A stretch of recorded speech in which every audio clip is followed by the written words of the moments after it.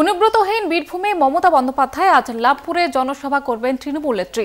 অসিত মালের সমর্থনে জনসভা রয়েছে। ৩রা মে লাভপুরে সভা করেন প্রধানমন্ত্রী এবং আজকের এই সভা থেকে মমতা বন্দ্যোপাধ্যায় তথা তৃণমূল নেত্রী কি বার্তা দেন সেদিকে নজর রয়েছে সকলের। তৃণমূল প্রার্থী অসিত মালের সমর্থনে আজকে জনসভা করবেন মমতা বন্দ্যোপাধ্যায়। অনুব্রতহীন বীরভূমে আজ মমতা বন্দ্যোপাধ্যায়ের সভা। আর সেখান থেকে সরাসরি রয়েছে আমাদের প্রতিনিধি মনা বীরবংশী। মনা, অনুব্রতহীন বীরভূমে আজকে মমতা বন্দ্যোপাধ্যায় সভা করবেন এবং আজকে সেখান থেকে কোন কোন ইস্যুগুলি তুলে ধরতে পারেন এবং এই মুহূর্তে প্রস্তুতি কি ঠিক দেখতে পাচ্ছ? হ্যাঁ দেখো জিতা, অবশ্যই তুমি জানো যে এই মুহূর্তে দাঁড়িয়ে বীরভূমের যিনি জেলা সভাপতি অনুব্রত মণ্ডল, তৃণমূল জেলা সভাপতি, তার অনুপস্থিতিতে বলা যেতে পারে যে বীরভূম জেলায় এই প্রথম বড় ভোট এবং এই নির্বাচনে অর্থাৎ ২৪শে নির্বাচনে এদিন রাজ্যের প্রশাসনিক প্রধান তৃণমূল সুপ্রিমো মমতা বন্দ্যোপাধ্যায় তিনি বোলপুর লোকসভা কেন্দ্রের লাভপুরের যে সতীপীঠ রয়েছে, ৫১ পীঠের অন্যতম সতীপীঠ ফুল্লরাতলা যে মন্দির, সেই মন্দিরের মাঠেই মমতা বন্দ্যোপাধ্যায় দুপুর ১টা নাগাদ রাজনৈতিক সভা করবেন। বোলপুর লোকসভা কেন্দ্রের তৃণমূল কংগ্রেসের প্রার্থী অসিত মালের সমর্থনে তার হয়ে প্রচারে তিনি আসছেন। দেখো অবশ্যই তুমি যে কথাটা বললে যে প্রস্তুতি কোন পর্যায়ে, এবং দ্বিতীয়ত আজকের এই সভা মঞ্চ থেকে মুখ্যমন্ত্রী মমতা বন্দ্যোপাধ্যায়, তৃণমূল সুপ্রিমো মমতা বন্দ্যোপাধ্যায় ঠিকই বার্তা দেন। দেখো প্রথমত হচ্ছে যে প্রস্তুতি কিন্তু একেবারেই শেষ পর্যায়ে বলা যেতে পারে, শুধুমাত্র মুখ্যমন্ত্রীর আসার অপেক্ষা। আমরা এই দুদিন ধরে দেখলাম যে লাভপুরের তৃণমূল বিধায়ক অভিজিৎ সিনহা তিনি সশরীরে সেই মুখ্যমন্ত্রী সভাস্থল খতিয়ে দেখেছেন।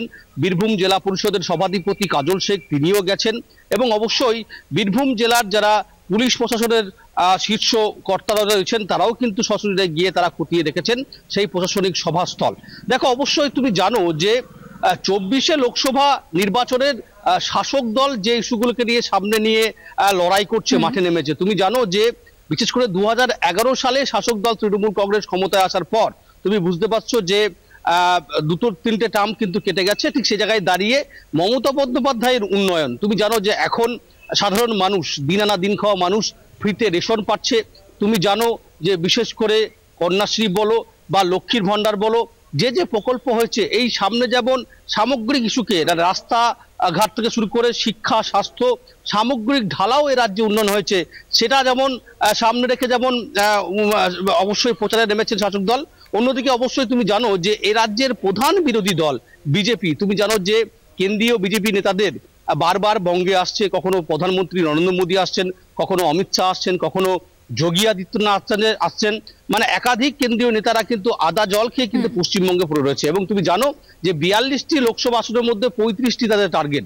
কিন্তু অবশ্যই তৃণমূল কিন্তু অবশ্যই হাতিয়ার করেছে বিজেপির যে সমস্ত কার্যকর্ম, সেই কার্যক্রমকে হাতিয়ার করেছে। তুমি জানো যে বিজেপির বিরুদ্ধে বারবার করে সরব হচ্ছে শাসক দল তৃণমূল কংগ্রেস, বলছে বিজেপি সাধারণ মানুষ বিরোধী দল, বিজেপি শ্রমজীবী খেটে খাওয়া দিন আনা দিন খাওয়া মানুষ তাদের বিরুদ্ধে দল, বিজেপি একটি সাম্প্রদায়িক দল, বিজেপি ধর্মের রাজনীতি করছে।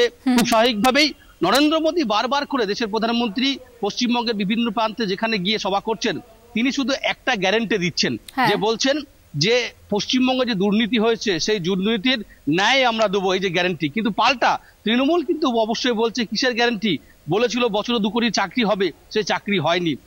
বিজেপি বলেছিল যে প্রতিটি গরিব মানুষের অ্যাকাউন্টে ১৫ লক্ষ টাকা করে দেবে, সেটা হয়নি। খুব স্বাভাবিকভাবে এই বিষয়গুলিকে সামনে রেখেই মমতা বন্দ্যোপাধ্যায় আজকে লাভপুরের মাটি থেকে কিন্তু কার্যত আক্রমণ সারাবেন। আর কি বলছেন এই অনুব্রতহীন বীরভূম জেলায়, সেদিকে কিন্তু বীরভূমের রাজনৈতিক মহল কিন্তু তাকিয়ে রয়েছে, সেটা কিন্তু বলা যেতে পারে। জহিতা, একেবারেই তুমি সবার দিকে নজর রাখো। আপাতত ধন্যবাদ জানাবো তোমাকে। সরাসরি ছিলেন প্রতিনিধি মনা বীরবংশী। আচ্ছা, মমতা বন্দ্যোপাধ্যায়ের সভা অনুব্রতহীন বীরভূম এবং সেখান থেকে আজকে তিনি কি বার্তা দেন সেদিকে নজর রয়েছে সকলের।